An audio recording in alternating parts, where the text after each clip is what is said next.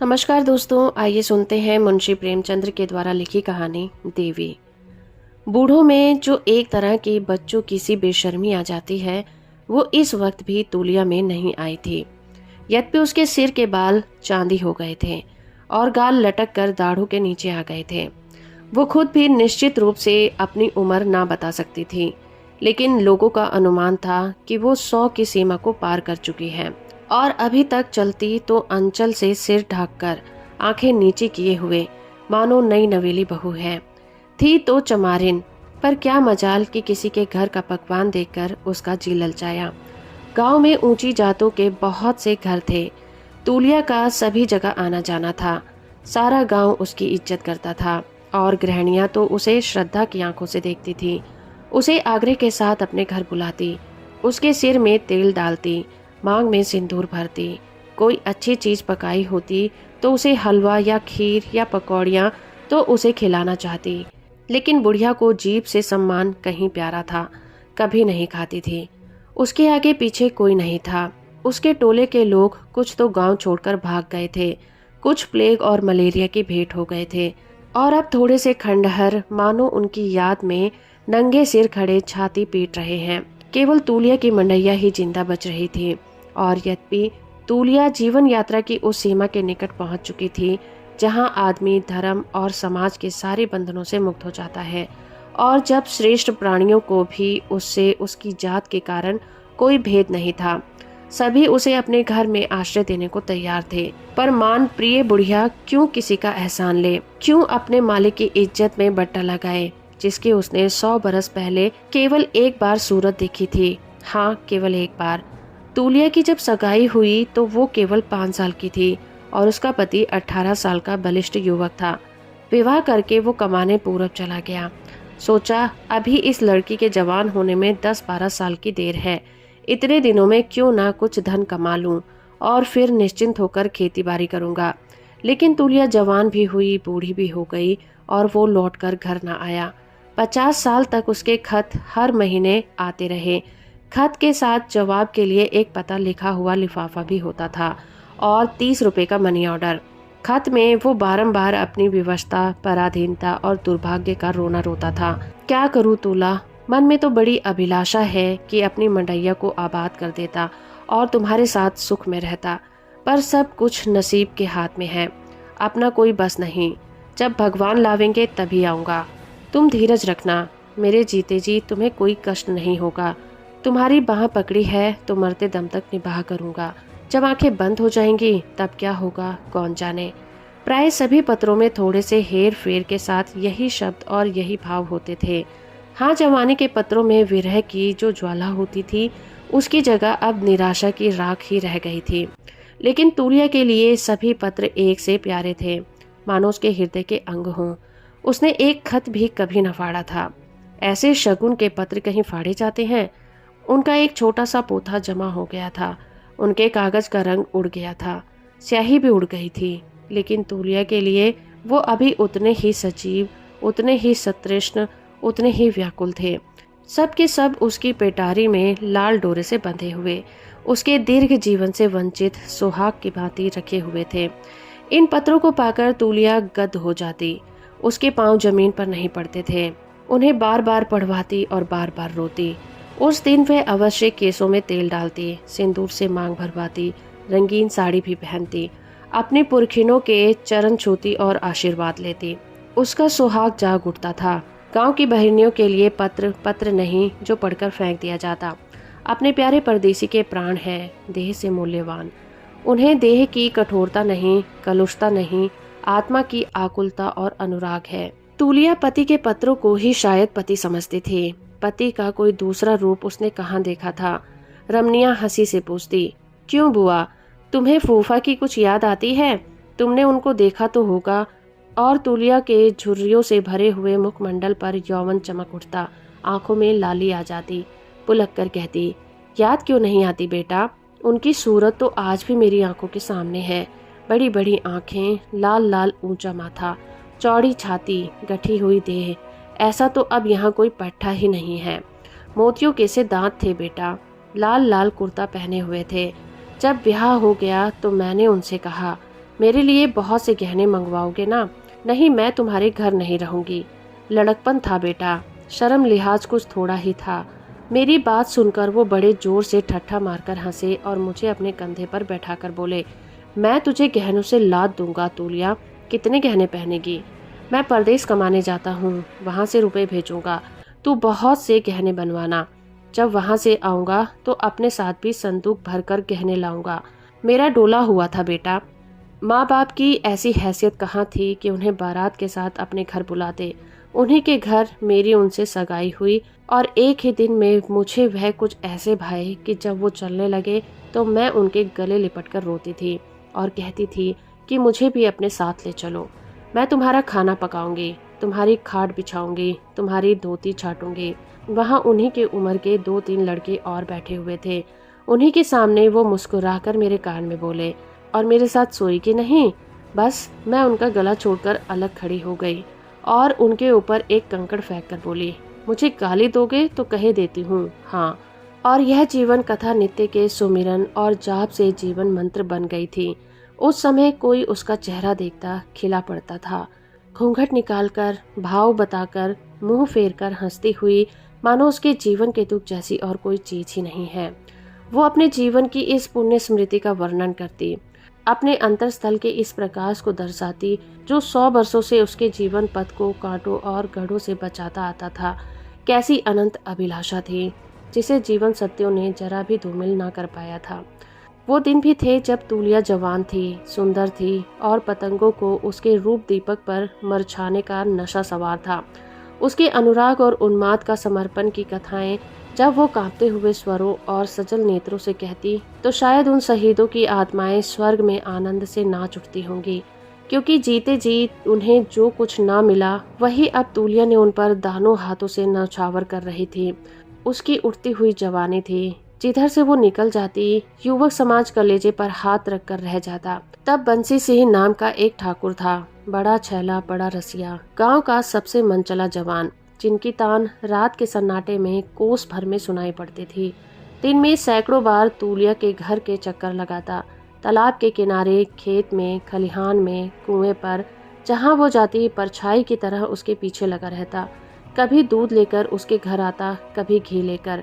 कहता, तूलिया मैं तुझसे कुछ नहीं चाहता, बस जो कुछ मैं तुझे भेंट किया करूं वह ले लिया कर। तू मुझसे नहीं बोलना चाहती मत बोल, मेरा मुंह नहीं देखना चाहती मत देख, लेकिन मेरे चढ़ावों को ठुकरा मत, बस मैं इसी से संतुष्ट हो जाऊंगा। तूलिया ऐसी भोली ना थी, जानती थी यह उंगली पकड़ने की बातें हैं, लेकिन न जाने कैसे वो एक दिन उसके धोखे में आ गई। नहीं, धोखे में नहीं आई, उसकी जवानी पर उसे दया आ गई। एक दिन वो पके हुए कलमी आमों की एक टोकरी लाया। तूलिया ने कभी कलमी आम नहीं खाए थे, टोकरी उससे ले ली। फिर तो आए दिन आम की डलियां आने लगी। एक दिन जब तूलिया टोकरी लेकर घर में जाने लगी तो बंसी ने धीरे से उसका हाथ पकड़कर अपने सीने पर रख लिया और चट उसके पैरों पर गिर पड़ा। फिर बोला, तूलिया अगर अब भी तुझे मुझ पर दया नहीं आती तो आज मुझे मार डाल, तेरे हाथों से मर जाऊं, बस यही साथ है। तूलिया ने टोकरी पटक दी। अपने पांव छुड़ाकर वो पीछे हट गई और रोष भरी आंखों से ताकती हुई बोली, अच्छा ठाकुर, अब यहाँ से चले जाओ, नहीं तो या तो मैं न रहूंगी, तुम्हारे आमों में आग लगे और तुमको क्या कहूँ। मेरा आदमी काले कोसों मेरे नाम पर बैठा हुआ है, इसीलिए कि मैं यहाँ उसके साथ कपट करूँ। वह मर्द है, 4 पैसे कमाता है, क्या वो दूसरी न रख सकता था? क्या औरतों की संसार में कमी है? लेकिन वो मेरे नाम पर चाहे ना हो, पढ़ोगे उसकी चिट्ठियाँ जो मेरे नाम भेजता है। आप चाहे जिस दशा में हो, मैं कौन यहाँ बैठी देखती हूँ, लेकिन मेरे पास बराबर रुपए भेजता है, इसीलिए कि मैं यहाँ दूसरों से विहार करूँ। जब तक मुझको अपनी और अपने को मेरा समझता रहेगा, तूलिया उसी की रहेगी, मन से भी कर्म से भी। जब उससे मेरा ब्याह हुआ तब मैं 5 साल की अल्लड़ छोकरी थी।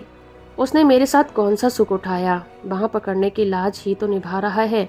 जब वह मर्द होकर प्रीत निभाता है तो मैं औरत होकर उसके साथ दगा करूं?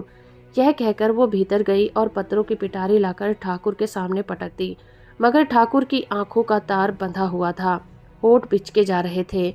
ऐसा जान पड़ता था कि भूमि में धंसा जा रहा है।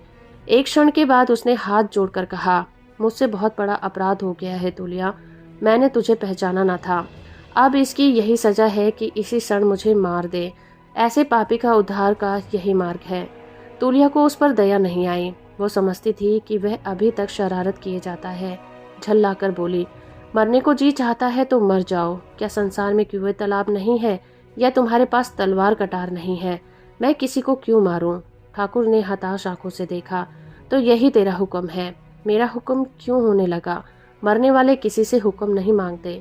ठाकुर चला गया और दूसरे दिन उसकी लाश नदी में तैरती हुई मिली। लोगों ने समझा तड़के नहाने आया होगा, पांव फिसल गया होगा। महीनों तक गांव में इसकी चर्चा रही, पर तूलिया ने जबान तक न खोली। उधर का आना जाना बंद कर दिया। बंसी सिंह के मरते ही छोटे भाई ने जायदाद पर कब्जा कर लिया और उसकी स्त्री और बालक को सताने लगा। देवरानी ताने देती, देवर ऐब लगाता। आखिर अनाथ विधवा एक दिन जिंदगी से तंग आकर घर से निकल पड़ी। गांव में सोता पड़ रहा था। तूलिया भोजन करके हाथ में लालटेन लिए गाय को रोटी खिलाने निकली थी। प्रकाश में उसने ठकुराइन को दबे पांव जाते देखा। सिसकती और अचल से आंसू पोंछती जाती थी। 3 साल का बालक गोद में था। तूलिया ने पूछा, इतनी रात गए कहाँ जाती हो ठकुराइन? सुनो, बात क्या है? तुम तो रो रही हो। ठकुराइन घर से जा तो रही थी, पर उसे खुद न मालूम था कहाँ। तूलिया की ओर एक बार भीत नेत्रों से देखकर बिना कुछ जवाब दिए आगे बढ़ चली। जवाब कैसे देती? गले में तो आंसू भरे हुए थे और इस समय न जाने क्यों उसे उमड़ आए थे। तूलिया सामने आकर बोली, जब तक तुम ना बता दोगी मैं एक पग भी आगे जाने नहीं दूंगी। ठकुराइन खड़ी हो गई और आंसू भरी आंखों से क्रोध से भरकर बोली, तू क्या करेगी पूछकर? मुझसे कोई मतलब ही नहीं। क्या मैं तुम्हारे गांव में नहीं रहती? गांव वाले एक दूसरे के दुख दर्द में साथ नहीं देंगे तो कौन देगा? इस जमाने में कौन किसका साथ देता है तूलिया? जब अपने घर वालों ने ही साथ नहीं दिया और तेरे भैया के मरते ही मेरे खून के प्यासे हो गए, तो फिर मैं और किससे आशा रखूं? तुमसे मेरे घर का हाल कुछ छुपा है? यहाँ मेरे लिए अब जगह नहीं है। जिस देवर देवरानी के लिए मैं प्राण देती थी, वही अब मेरे दुश्मन हो चले हैं। चाहते हैं कि एक रोटी खाए और अनाथों की तरह पड़ी रहे। मैं रखेली नहीं हूँ, उड़री हूँ, ब्याहता हूँ। 10 गांव के बीच में ब्याह के आई हूँ। अपनी रत्ती भी जायदाद न छोड़ूंगी और अपना राधा लेकर रहूंगी। तेरे भैया, ये 2 शब्द तूलिया को इतने प्यारे लगे कि उसने ठकुराइन को गले लगा लिया और उसका हाथ पकड़कर बोली, तो बहन मेरे साथ घर चलकर रहो, और कोई साथ दे या ना दे, तूलिया मरते दम तक तुम्हारा साथ देगी।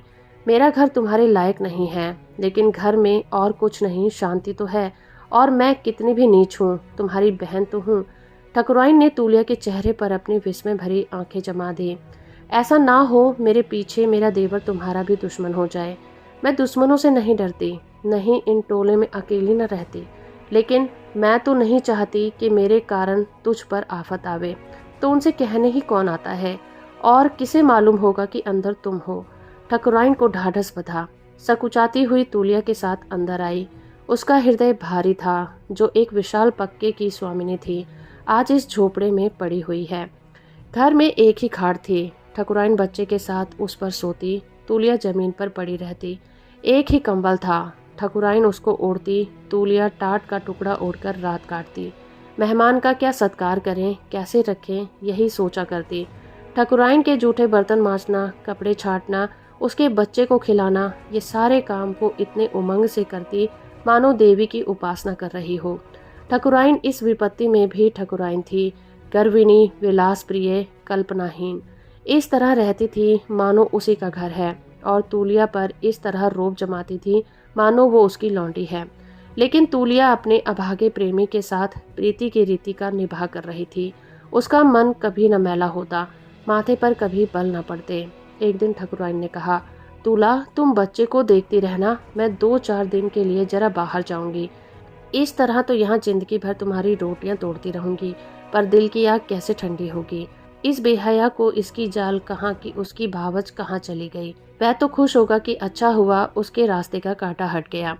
जो ही पता चला कि मैं अपने मैके नहीं गई, कहीं और पड़ी हूँ, वो तुरंत मुझे बदनाम कर देगा, और तब सारा समाज उसी का साथ देगा। अब मुझे कुछ अपनी फिक्र करनी चाहिए। तूलिया ने पूछा, कहाँ जाना चाहती हो बहन? कोई हर्ज ना हो तो मैं भी साथ चलूं। अकेली कहाँ जाओगी? उस सांप को कुचलने के लिए कोई लाठी खोजूंगी। तूलिया इसका आशक ना समझ सकी। उसके मुख की ओर ताकने लगी। ठाकुराइन ने निर्लजता के साथ कहा, तू इतनी मोटी सी बात को नहीं समझी, साफ साफ ही सुनना चाहती है। अनाथ स्त्री के पास अपनी रक्षा का अपने रूप के सिवा कौन सा अस्त्र है। अब उसी अस्त्र को काम लूंगी। जानती है इस रूप के क्या दाम होंगे? इस भेड़िए का सर, इस परगने का हाकिम जो कोई भी हो उसी पर मेरा जादू चलेगा। और ऐसा कौन मर्द है जो किसी युवती के जादू से बच सके, चाहे वो ऋषि ही क्यों ना हो। धर्म जाता है जाए, मुझे परवाह नहीं। मैं यह नहीं देख सकती कि मैं बन बन की पत्तियां तोड़ूं और वो सौदा मूंछों का ताव देकर राज करे। तूलिया को मालूम हुआ कि इस अभिमानी के हृदय पर कितनी गहरी चोट है। इस व्यथा को शांत करने के लिए वो जान ही पर नहीं खेल रही है, धर्म पर खेल रही है, जिसे वो प्राणों से भी प्रिय समझती है। बंसी सिंह की वो पार्थिव मूर्ति उसकी आंखों के सामने आ खड़ी हुई। वो बलिष्ठ था, अपनी फौलादी शक्ति से वो बड़ी आसानी से तूलिया पर बल प्रयोग कर सकता था। और उस रात के सन्नाटे में उस अनाथा की रक्षा करने वाला ही कौन बैठा हुआ था। पर उसकी सतीत्व भरी भत्सरना ने बंसी सिंह को किसी तरह मोहित कर दिया। जैसे कोई काला भयंकर नाग महुवर का रसीला राग सुनकर मस्त हो जाता है, उसी सच्चे सूरमा की कुली मर्यादा आज संकट में है। क्या तूलिया उस मर्यादा को लुटने देगी और कुछ न करेगी? नहीं नहीं, अगर बंसी सिंह ने उस सत को अपने प्राणों से प्रिय समझा तो वह भी उसकी आबरू को अपने धर्म से बचाएगी। उसने ठकुराइन को तसल्ली देते हुए कहा, अभी तुम कहीं मत जाओ बहन, पहले मुझे अपनी शक्ति आजमा लेने दो। मेरी आबरू चली भी गई तो कौन हंसेगा? तुम्हारी आबरू के पीछे तो एक कुल की आबरू है। ठकुराइन ने मुस्कुराकर उसको देखा और बोली, तू यह कला क्या जाने तुलिया? कौन सी कला? यही मर्दों को उल्लू बनाने की। मैं नारी हूँ लेकिन पुरुषों का चरित्र तो जानती हूँ। यह तो हम तुम दोनों माँ के पेट से सीख कर आई हैं। कुछ बता तो क्या करेगी? वही तो तुम करने जा रही हो। तुम परगने के हाकिम पर अपना जादू डालना चाहती हो। मैं तुम्हारे देवर पर जाला फेंकूंगी। बड़ा घाघ है तूलिया, यही तो देखना है। तूलिया ने बाकी रात कार्यक्रम और उसका विधान सोचने में काटी। कुशल सेनापति की भांति उसने धावे और मार काट की एक योजना सी बना ली थी। उसे अपनी विजय का विश्वास था। शत्रु निशंस था। इस धावे की उसे जरा भी खबर नहीं थी। बंसी सिंह का छोटा भाई गिरधर कंधे पर 6 फीट का मोटा लट रख के अकड़ता हुआ चला आता था कि तूलिया ने पुकारा, ठाकुर, तनिक यह घास का गट्ठा उठाकर मेरे सिर पर रख दो, मुझसे नहीं उड़ता। दोपहर हो गया था। मजदूर खेतों से लौटकर आ चुके थे। बगले उठने लगे थे। तूलिया एक पेड़ के नीचे घास का गट्ठा रखे खड़ी थी। उसके माथे से पसीने की धार बह रही थी। ठाकुर ने चौंक तूलिया की ओर देखा। उसी वक्त तूलिया का आंचल खिसक गया और नीचे की लाल चोली झलक पड़ी। उसने झट से आंचल संभाल लिया, पर उतावली में जूड़े से गुथी हुई फूलों की बेनी बिजली की तरह आंखों में कौंध गई। गिरधर का मन चंचली हो उठा। आंखों में हल्का सा नशा पैदा हुआ और चेहरे पर हल्की सी सुर्खी और हल्की सी मुस्कुराहट। नस नस में संगीत सा गूंज उठा। उसने तूलिया को हजारों बार देखा था, प्यासी आंखों, ललचाई आंखों से, मगर तूलिया अपने रूप और सत के घमंड में उसकी तरफ कभी नहीं देखती थी। उसकी मुद्रा और ढंग में कुछ ऐसी रुखाई, कुछ ऐसी निष्ठुरता थी कि ठाकुर के सारे हौसले पस्त हो जाते थे। सारा शोक ठंडा पड़ जाता था। आकाश में उड़ने वाले पंछी पर उसके जाल और दाने का क्या असर हो सकता था, मगर आज वो पंछी सामने वाली डाली पर आ बैठा था और ऐसा जान पड़ता था कि भूखा है, और फिर वह क्यों ना दाना और जाल देखकर दौड़े। उसने मस्त होकर कहा, मैं पहुंचाए देता हूँ तूलिया, तू क्यों सर पर उठाएगी? और कोई देख ले तो यही कहे कि ठाकुर को क्या हो गया है। मुझे कुत्तों के भौंकने की परवाह नहीं है, लेकिन मुझे तो है। ठाकुर ने ना माना, गट्ठा सिर पर उठा लिया। इस तरह आकाश में पांव रखता हुआ चला मानो तीनों लोगों का खजाना लूटे लिए जाता है। इस तरह 1 महीना गुजर गया। तूलिया ने ठाकुर पर मोहिनी डाल दी थी और अब उसे मछली की तरह खिला रही थी। कभी बंसी ढीली कर देती, कभी कड़ी। ठाकुर शिकार करने चला था, खुद जाल में फंस गया। अपना ईमान और धर्म और प्रतिष्ठा सब कुछ होम करके वो देवी का वरदान ना पा सकता था। तूलिया आज भी उससे उतनी ही दूर थी जितनी पहले। एक दिन वो तूलिया से बोला, इस तरह कब तक जलाएगी तूलिया? चल कहीं भाग चलें। तूलिया ने फंदे को और कसा। हाँ और क्या, जब तुम मुंह फेर लो तो कहीं की ना रहूं। दीन से भी जाऊं और दुनिया से भी, ठाकुर ने शिकायत के स्वर में कहा। अब भी तुझे मुझ पर विश्वास नहीं आता? भौरे फूल का रस लेकर उड़ जाते हैं और पतंगे जलकर राख नहीं हो जाते। मैं पे मेरा कोई हुक्म टाला है? तुम समझते होगे कि तूलिया को एक रंगीन साड़ी और 2-1 छोटे मोटे गहने देकर फंसा लूंगा। मैं ऐसी भोली नहीं हूँ। तूलिया ने ठाकुर के दिल की बात भांप ली। ठाकुर हैरत में आकर उसका मुंह ताकने लगा। तूलिया ने फिर कहा, आदमी अपना घर छोड़ता है तो पहले कहीं बैठने का ठिकाना कर लेता है। ठाकुर प्रसन्न होकर बोला, तो तू चलकर मेरे घर में मालकिन बनकर रह। मैं तुझसे कितनी बार कह चुका। तूलिया आंखें मटकाकर बोली, कल लौंडी बनकर भी ना रहने पाऊं। क्यों? तो जिस तरह तेरा मन भरे वो कर। मैं तो तेरा गुलाम हूँ। वचन देते हो? हाँ देता हूँ। एक बार नहीं, 100 बार, 1000 बार। फिर तो ना जाओगे। वचन देकर फिर ना जाना नामर्दों का काम है। तो अपनी आधी जमीन जायदाद मेरे नाम लिख दो। ठाकुर अपने घर की एक कोठरी, 10-5 बीघे खेत, कपड़े गहने तो उसके चरणों पर चढ़ा देने को तैयार था, लेकिन आधी जायदाद उसके नाम लिख देने का साहस उसमें नहीं था। कल तो तूलिया उससे इसी बात पर नाराज हो जाए तो उसे आधी जायदाद से हाथ धोना पड़ेगा। ऐसी औरत का क्या एतबार। उसे गुमान तक न था कि तूलिया उसके प्रेम की इतनी कड़ी परीक्षा लेगी। उसे तूलिया पर क्रोध आया। यह चमार की बिटिया जरा सुंदर क्या हो गई है कि समझती है मैं अप्सरा हूँ। उसी मोहब्बत केवल उसके रूप का मोह थी। वह मोहब्बत जो अपने को मिटा देती है और मिट जाना ही अपने जीवन की सफलता समझती है, उसमें ना थी। उसने माथे पर बल लाकर कहा, मैं न जानता था तुझे मेरी जमीन जायदाद से प्रेम है तूलिया, मुझसे नहीं। तूलिया ने छूटते ही जवाब दिया, तो क्या मैं ना जानती थी कि तुम्हें मेरे रूप और जवानी से ही प्रेम है, मुझसे नहीं। तू प्रेम को बाजार का सौदा समझती है। हाँ समझती हूँ। तुम्हारे लिए प्रेम 4 दिन की चांदनी होगी, मेरे लिए तो अंधेरा पाक हो जाएगा। मैं जब अपना सब कुछ तुम्हें दे दूंगी तो उसके बदले में सब कुछ लेना भी तो चाहूंगी। तुम्हें अगर मुझसे सचमुच प्रेम होता तो तुम आधी क्या पूरी जायदाद मेरे नाम लिख देते। मैं जायदाद क्या सिर पर उठाकर ले जाऊंगी, लेकिन तुम्हारी नीयत मालूम हो गई। अच्छा ही हुआ। भगवान न करे कि ऐसा कोई समय आए, लेकिन जिस दिन किसी के बराबर नहीं जाते, अगर ऐसा कोई समय आया कि तुमको मेरे सामने हाथ पकड़ना पड़ा तो तूलिया दिखा देगी कि औरत का दिल कितना उदार हो सकता है। तूलिया झल्लाई हुई वहां से चली गई, पर निराश न थी, ना ही बेदिल। जो कुछ हुआ वह उसके सोचे हुए विधान का एक अंग था। इसके आगे क्या होने वाला है, इसके बारे में भी उसे कोई संदेह न था। ठाकुर ने जायदाद तो बचा ली थी, पर बड़े महंगे दामों। उसके दिल का इत्मीनान गायब हो गया था। जिंदगी में जैसे कुछ रह ही नहीं गया था। जायदाद आंखों के सामने थी, तूलिया दिल के अंदर। तूलिया जब रोज सामने आकर अपनी तिरछी चितवनों से उसके हृदय पे बाण चलाती थी, तब वह ठोस सत्य थी। अब तो तूलिया उसके हृदय में बैठी हुई थी। वह स्वप्न थी जो सत्य से कहीं ज्यादा मादक और वितरक है। कभी कभी तूलिया स्वप्न की एक झलक सी नजर आ जाती और स्वप्न ही की भांति विलीन भी हो जाती। गिरधर उससे अपने दिलों का दर्द कहने का अवसर ढूंढता रहता, लेकिन तूलिया उसके साये से भी परहेज करती थी।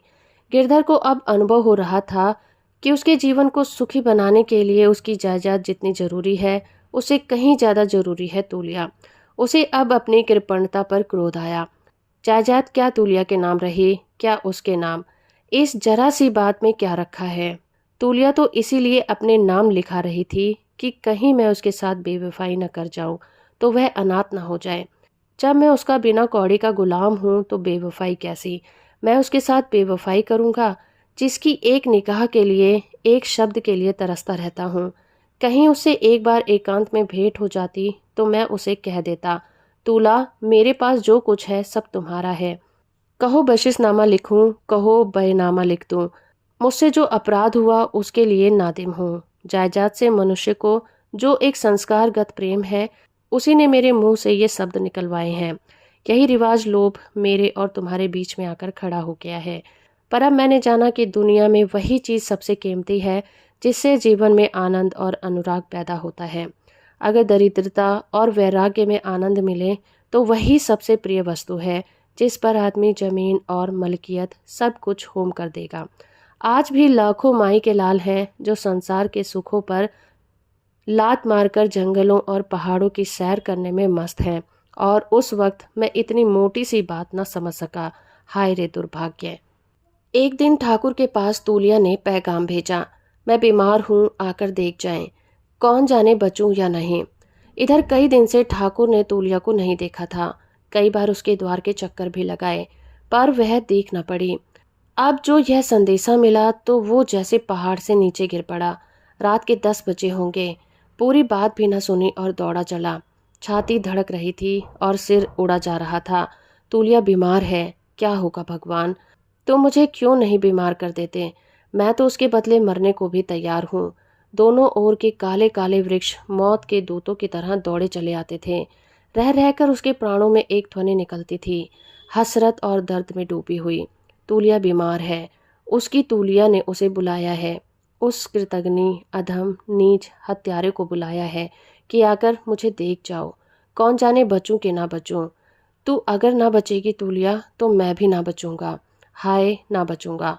दीवार से सिर फोड़कर मर जाऊंगा।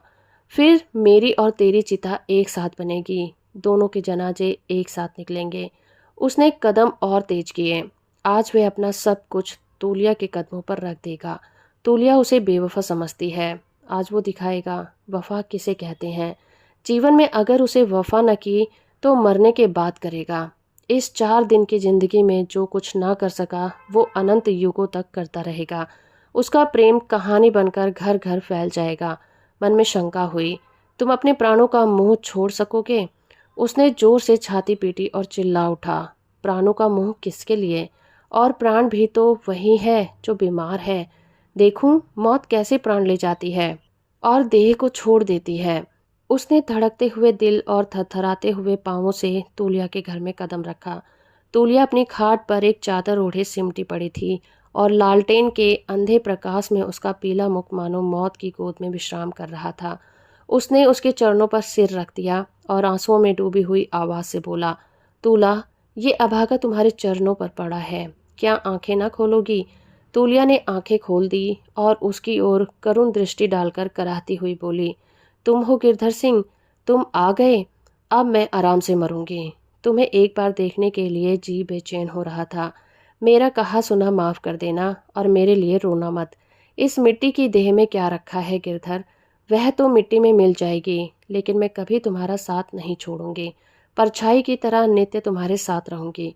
तुम मुझे देख न सकोगे, मेरी बात सुन न सकोगे, लेकिन तूलिया 8 पहर सोते जागते तुम्हारे साथ रहेगी। मेरे लिए अपने को बदनाम मत करना गिरधर।